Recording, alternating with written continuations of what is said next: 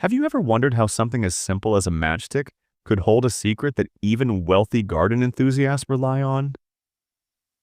What if I told you that by dipping matches in water, you could unlock a powerful natural booster for your plants? Today, I'll show you how this little trick works. Start with about 300 milliliters of warm water and a few matches. Place the matches in the water and let them sit.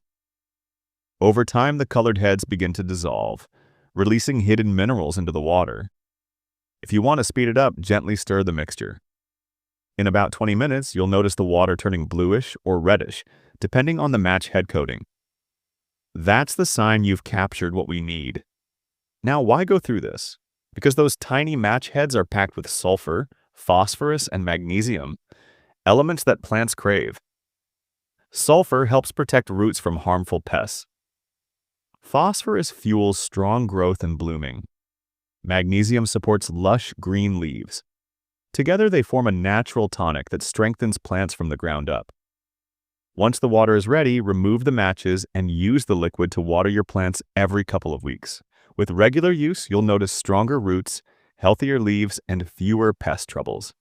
So next time you see a simple matchbox, remember, it's more than fire, it's hidden garden magic.